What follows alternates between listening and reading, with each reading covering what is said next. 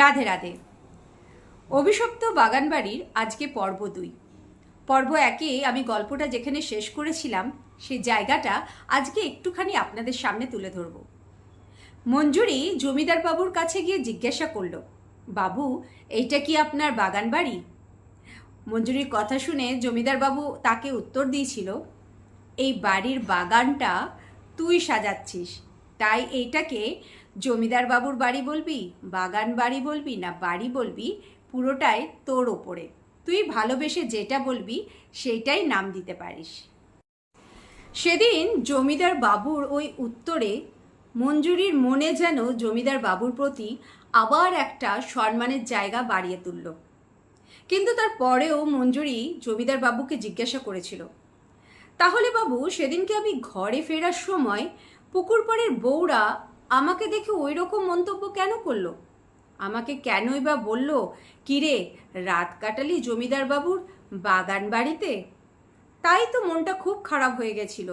ঘরে গিয়ে আমার স্বামীর সাথেও আমার বেশ অনেকক্ষণ ঝগড়া হয়েছিল। জমিদার মঞ্জুরির এই কথাতে মঞ্জুরিকে বলে, ওরে, যে যেটা পায় না, অপরজন যদি সেই জিনিসটা পেয়ে যায় তখন তো মানুষ হিংসে করবেই। ওরা তোর মতন বাগান সাজাতেও পারে না, আর ওরা তোর মতন ভালোভাবে কাজও করছে না জমিদার বাড়িতে, তাই ওরা হিংসে করে তোকে এই সমস্ত কথা বলছে। লোকের সব কথা শুনলে তুই কিন্তু কোনোদিনই ভালোভাবে বাঁচতেও পারবি না, থাকতেও পারবি না। তারপরে মঞ্জুরি জমিদার বাবুকে বলে, বাবু, আমি তাহলে বাগানের কাজে যাই, অনেকটা সময় হয়ে গেল। তখন জমিদার বাবু মঞ্জুকে বলে, হ্যাঁ, কাজে তো ফিরবি, কিন্তু যারা তোকে কুমন্তব্য করেছে তাদেরকে উত্তর দিবি না? মঞ্জুরি বলে, ওরা তো অতজন, আমি উত্তর দেব কি করে? জমিদার বলে, উত্তরটা জমিদারদের মতন দিবি। মঞ্জুরি তো অবাক। মঞ্জুরি বলে, বাবু, ওইসব কথা কিন্তু আমি বুঝতে পারি না, কঠিন কঠিন কথা আমার দ্বারাই কিন্তু বোঝা সম্ভব না, আপনি একটু বুঝিয়ে বলুন না। জমিদার একটা ভালো লাল পেরে সাদা শাড়ি আর বেশ কিছু গয়না মঞ্জুরির হাতে দেয়। মঞ্জুরি বলে, বাবু, এসব গয়নাগাটি পরার অভ্যাস কিন্তু আমার নেই। জমিদার বলে, আজকে বাগানের কাজ সেরে যখন বাড়ি ফিরবি, ফেরার পথে এইগুলো পরে তুই বাড়িতে যাস। মঞ্জুরি বলে, আবার যদি পথে ওরা আমাকে কথা শোনায় তখন কি হবে? সেদিন ওই রকমভাবে দেখে আমাকে কত কি বলল, আর আজকে যদি আমি গয়নাগাটি পরে গেছি তাহলে ওরা তো আমাকে খেয়ে ফেলবে। মঞ্জুরির কথা শুনে জমিদার বাবু বলে, আজকের থেকে 2খানা লাঠিয়াল থাকবে তোর সাথে। তুই যখনই বাইরে থাকবি 2জন লাঠিয়াল সব সময় তোর সাথে আসা যাওয়া করবে। কেউ যদি কিছু করেছে বা বলেছে না, তার উত্তর তোকে দিতে হবে না, লাঠিয়ালরাই দিয়ে দেবে। সেদিন জমিদারের বাগানের কাজ সেরে মঞ্জুরি সেই লাল পেরে সাদা শাড়ি আর গয়নাগাটি পরে বাড়ি ফিরল। পথে আবার সেই পুকুর পাড়ের মহিলারা, কিন্তু আজকে সে সমস্ত মহিলারা একটাও কথা বলতে পারেনি, কারণ মঞ্জুরির সাথে ছিল 2খানা লাঠিয়াল।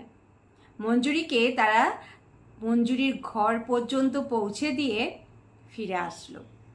আবার অন্য দিনের মতন মঞ্জুরি তার স্বামীর সাথে জমিদারকে নিয়ে রাশি রাশি গল্প শুরু করলো। বলল, জানিস তো, আমরা যা ভেবেছিলাম জমিদার বাবু কিন্তু তেমন নয়। আমাকে পুকুর পাড়ের বউরা ওই রকম কুকথা শুনিয়েছিল বলে আজকের থেকে জমিদার বাবু আমার পেছনে 2খানা লাঠিয়াল রেখে দিয়েছে। এবারে আসা যাওয়ার পথে যদি আমাকে কেউ কিছু বলেছে, উত্তর ওই লাঠিয়ালরাই নাকি দেবে। আগের মতন মঞ্জুরির স্বামী আবার মঞ্জুরিকে বলে, হ্যাঁ রে, এত সুযোগ সুবিধা, দেখিস পরে আমাদের কোনো বিপদ হবে না তো? আসলে কি বলতো, তুই যতদিন কাজ করবি ততদিনই তো ওই লাঠিয়ালরা তোর সাথে। যদি ওই কাজ ছাড়া হয় তখন কি আর এইসব লাঠিয়ালরা তোর সাথে থাকবে? আসলে মঞ্জুরি এখনো বুঝতে পারেনি জমিদার বাবু তাকে ভালোবাসে। অন্যদিকে মঞ্জুরিকে নিয়ে জমিদার বাবুর বাড়িতেও কানাঘুষো শুরু হয়ে গেছিল। জমিদার গিন্নির কানেও কিন্তু যাচ্ছিল এক দু কথা। যে সময় কৃষ্ণকান্ত জমিদারি পেয়েছিলেন, ঠিক তার পরের মুহূর্তেই তার বাবা তাকে বিয়েটাও দিয়ে ফেলেছিলেন। হ্যাঁ, কৃষ্ণকান্ত বিবাহিত ছিল। জমিদারের বাড়ির থেকে বারবার মঞ্জুরিকে কাজ থেকে বের করে দেওয়ার কথা উঠছিল। মঞ্জুরিকে কিছুতেই মেনে নিতে পারছিল না কৃষ্ণকান্তের স্ত্রী। তিনি বারবার বলে উঠছিলেন, যদি ও এখানে কাজ করেছে তাহলে আমি কিন্তু বাপের বাড়ি ফিরে যাব। কৃষ্ণকান্ত বারবার ঘরের সবাইকে বোঝাতে চেয়েছিল মঞ্জুরি শুধুমাত্র একজন কর্মচারী, আর বিশেষ কিছু নয়।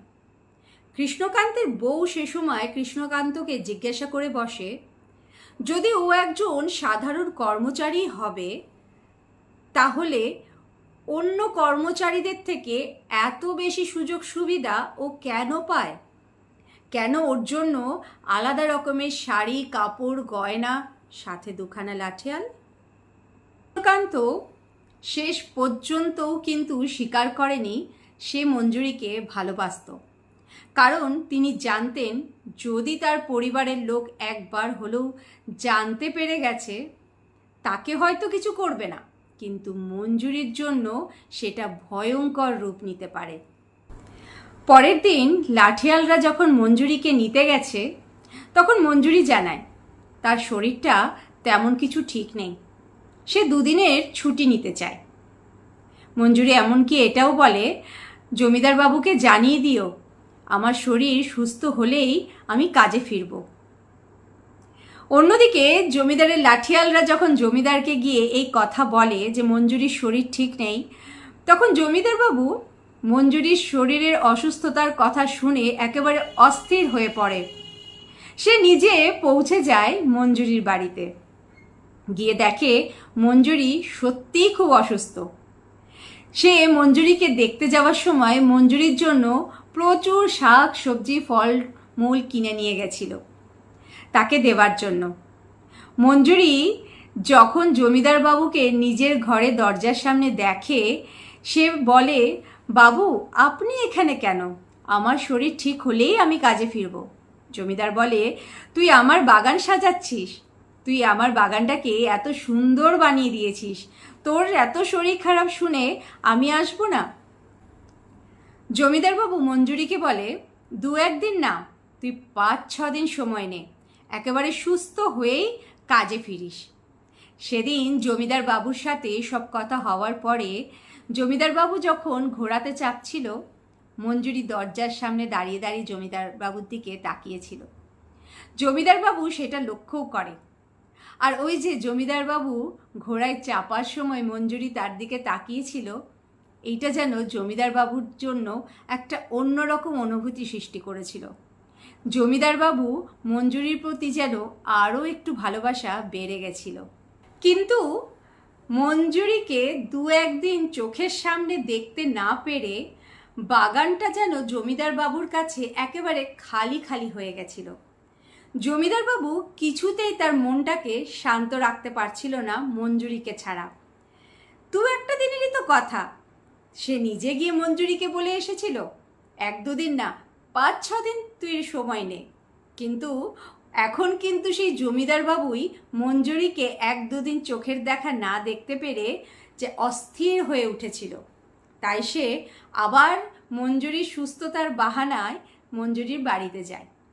সেদিন মঞ্জুরির বাড়িতে গিয়ে জমিদার বাবু জিজ্ঞাসা করে, হ্যাঁ রে মঞ্জুরি, এখন শরীর কেমন আছে? মঞ্জুরিকে এই কথা জিজ্ঞাসা করা মাত্রই মঞ্জুরির স্বামীও ঘরের ভেতর থেকে বেরিয়ে আসে। মঞ্জুরির স্বামীকে দেখে জমিদার বাবু একটু বিরক্ত হয়েছিল।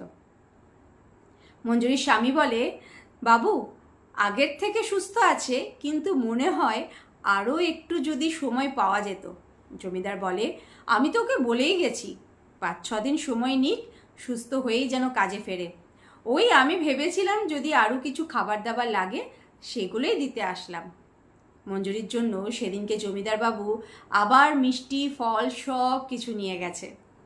কিন্তু সেদিন যখন জমিদার বাবু মঞ্জুরির সাথে কথা বলে ঘোড়ার পিঠে চাপলো, মঞ্জুরির দিকে জমিদার বাবু একবার ফিরে তাকালো, কিন্তু সেদিনকে মঞ্জুরি আর দরজার সামনে ছিল না। জমিদার দেখল মঞ্জুরি তার স্বামীর সাথে ঘরের ভেতরে ঢুকে গেছে। আর এই জিনিসটা জমিদারের একেবারেই ভালো লাগেনি। পরের দিন মঞ্জুরি যখন কাজে ফেরে, গিয়ে দেখে জমিদারবাবু বাগানেই ঘুরছে। মঞ্জুরি তাকে গিয়ে প্রণাম জানায়। জমিদারবাবু উত্তরে শুধুমাত্র একটু সেরে দেয়। মঞ্জুরির এই ব্যাপারটা একটুও ভালো লাগেনি, কারণ জমিদারবাবু তো তার সাথে অনেক কথা বলে। মঞ্জুরি বাগানের কাজের সাথে সাথে বারবার জমিদারবাবুর দিকে তাকাচ্ছে। হঠাৎ করে মঞ্জুরির মনে হলো, বাবু তো এমন করে না, একবার গিয়ে জিজ্ঞাসাই করি বাবুর কি হয়েছে। মঞ্জুরি গিয়ে জমিদারবাবুকে জিজ্ঞাসা করে, বাবু আপনার কি কিছু হয়েছে? জমিদার বলে, আমি জমিদার, তুই জানিস না, হাজার রকমের কাজের চাপ থাকে আমার ওপরে, তাই সবসময় যে সবার সাথে কথা বলতে হবে এরকম কোনো মানে নেই। জমিদারের কথাতে মঞ্জুরিও ভাবে, সত্যি তো, জমিদার বাবু বলে কথা, এত এত কাজের চাপ, সেখানে এরকম ভাবাটা তারই হয়তো উচিত হয়নি। সে সেখান থেকে বেরিয়ে আসে, আবার বাগানে কাজ শুরু করে দেয়। অন্যদিকে জমিদারের এক কর্মচারী এসে মঞ্জুরিকে বলে, মঞ্জুরি, জমিদারবাবু বলেছে ঘরের ভেতরে আবার এক দুখানা কাজ আছে, আর আজকে যেন এইসব কাজগুলো সারতে তোর দেরি না হয়। দিন শেষ হবার আগেই তুই এই সমস্ত কাজগুলো সেরে বাড়ি ফিরে যাবি। আবার ঘরের ভেতরে কাজ। মঞ্জুরি ঘরের ভেতরে কাজ সারতে হবে শুনেই প্রথমেই মন স্থির করে নিয়েছিল, আজকে যা হোক দিন শেষ হবার আগেই আমাকে আমার সব কাজ সেরে ফেলতে হবে। তাই সে খুব তাড়াতাড়ি সব কাজকর্ম গুছিয়ে নেয়। হঠাৎ করে এক কর্মচারী এসে মঞ্জুরিকে বলে, মঞ্জুরি, তোকে জমিদারবাবু ভেতরের ঘরে ডাকছে। মঞ্জুরি সব কাজকর্ম ফেলে রেখে জমিদার বাবুর ঘরের দিকে দৌড়ে যায়, কারণ সে জানতো দিন শেষ হবার আগেই তাকে সব কাজ সেরে ফেলতে হবে। জমিদার বাবুর ঘরের বাইরে থেকে মঞ্জুরি জিজ্ঞাসা করেন, বাবু ভেতরে আসবো? জমিদার বাবু বলেন, হ্যাঁ ভেতরে আয়। ভেতরে আসা মাত্রই জমিদার বাবু মঞ্জুরির হাত ধরে জমিদার বাবুর সামনে বসিয়ে দেন আর বলেন, মঞ্জুরি, অনেক দিন ধরে একটা কথা তোকে বলবো ভাবছিলাম, বলে উঠতে পারিনি, তাই আজকে বলতে বাধ্য হচ্ছি। আমি তোকে অনেকটা ভালোবাসি, আমি তোকে বিয়ে করতে চাই। মঞ্জুরি কথাটা শুনে একেবারে অবাক হয়ে পড়ে আর বলে, এ কি বাবু, আপনি তো জানেন আমি বিবাহিত। জমিদার বলে, তাতে কি হয়েছে, আমারও বউ আছে, আমিও বিবাহিত, আমি জমিদার, আমি আবার বিয়ে করতেই পারি। মঞ্জুরি বলেন, বাবু আপনি জমিদার, আমি না, আমি তো একজন সাধারণ ঘরের বউ, তাই আমার পক্ষে এসব সম্ভব না। মঞ্জুরির মুখে না শুনে জমিদার বাবু প্রচণ্ড রেগে গেলেন, আর সে সেদিনকে জোর করে মঞ্জুরিকে নিজের ঘরে আটকে রাখলেন। হ্যাঁ, সেদিনকে জমিদার বাবু মঞ্জুরিকে বাড়ি ফিরতে দেননি। অন্যদিকে মঞ্জুরির দেরি দেখে মঞ্জুরির স্বামী মনে মনে ভেবেই রেখেছিল, আজকে যদি দেরি হয়েছে তাহলে মঞ্জুরিকে আমি আর সেই বাগান বাড়িতে কাজে পাঠাবো না। যাই হয়ে যাক, আমি যা করছি, আমি যা আয় করছি ততটাতেই আমার সংসার চলবে। এই রোজ রোজকার দেরি আমার আর ভালো লাগছে না। সে আবার জমিদার বাবুর বাড়িতে পৌঁছে যায়। গেটের সামনে যাওয়াতে কর্মচারী বলে, কই মঞ্জুরি এখানে নেই তো, বেরিয়ে গেছে। তার স্বামী বলে, আগের দিনও তো আপনারা এটাই বলেছিলেন, মঞ্জুরি তো এখানেই ছিল। কর্মচারী বলে, তর্ক করলে এখান থেকে মেরে ভাগাবো। জমিদারের দারোয়ানের ওই কথা শুনে মঞ্জুরির স্বামী প্রচণ্ডভাবে বিরক্ত হয়ে উঠেছিল, সাথে রেগেও উঠেছিল। সে বলল, আমার স্ত্রী কাজ করে এখানে, আমি একবার না 100 বার প্রশ্ন করব, তাকে ডাকো, নয়তো আমি ভেতরে যাব। এইরকম ভাবে চিৎকার চেঁচামেচি হতে হতে ঝামেলাটা বেশ বেড়ে ওঠে। হয়তো দারোয়ানরা এরকমই কিছু একটা চাইছিল, যাতে মঞ্জুরির বর এসে সেখানে কোনো রকমভাবে ঝুটঝামেলা শুরু করে। তারা বেশ কয়েকজন লাঠিয়াল মিলে মঞ্জুরির স্বামীকে নির্মমভাবে মারে, প্রচুর অত্যাচার করে, মেরে তাকে আবার বাড়িতে দিয়ে আসে আর বলে আসে আর যেন জীবনে কোনোদিন মঞ্জুরির দিকে ফিরে না তাকায়, যদি সে এই গ্রামে থাকতে চায়। আর যদি সে আবার ওই বাড়ির দিকে গেছে, জমিদারের বাড়ির দিকে গেছে, তাহলে কিন্তু তাদেরকে গ্রাম ছাড়া হতে হবে। দিন রাত্রেবেলায় মঞ্জুরি কাঁদতে কাঁদতে ঘুমিয়ে পড়েছিল, কারণ সে অত্যাধিক ক্লান্ত হয়ে পড়েছিল। পরের দিন সকালবেলায় তার ঘুম ভাঙা মাত্রই সে গিয়ে দরজাটা খুলতে যায়। দরজাটা খুলতে গিয়ে দেখে দরজাটা বাইরের থেকে আটকানো। সে জোরে জোরে দরজাটাকে ধাক্কাতে থাকে আর চিৎকার করে বলতে থাকে, কেউ এসে দরজাটা খোলো, আমি এখানে থাকবো না, আমাকে বাড়ি ফিরতেই হবে, আমার জন্য আমার স্বামী সন্তান সবাই অপেক্ষা করছে, আমি এখানে কিছুতেই থাকবো না, আমাকে বের করো এখান থেকে। আর জোরে জোরে করে দরজা ধাক্কাতে থাকে। না, তার কথা শোনার মতন সেখানে কেউ ছিল না। কেউ এমন ছিল না যে এসে তার দরজাটা খুলে দেবে। মঞ্জুরি হাউ মাউ করে কাঁদতে থাকে আর ভাবে তার স্বামী কিন্তু বলেছিল জমিদার বাড়ি ভালো হলে ভালো, মন জোগাতে না পারলে তাদের কিন্তু মারা পড়তে হবে। এই কথাটা সে চিন্তা করতে থাকে আর জোরে জোরে কাঁদতে থাকে। সে সময় সে দেখে দরজাটা কেউ খুলে দিল। সে দৌড়ে গিয়ে দরজার সামনে যখন দাঁড়ায়, গিয়ে দেখে একজন সুন্দর মহিলা শাড়ি গয়না পরে তার সামনে এসে দাঁড়িয়ে আছে। মঞ্জুরি জিজ্ঞাসা করে, আপনি কে? আপনাকে চিনতে পারলাম না তো।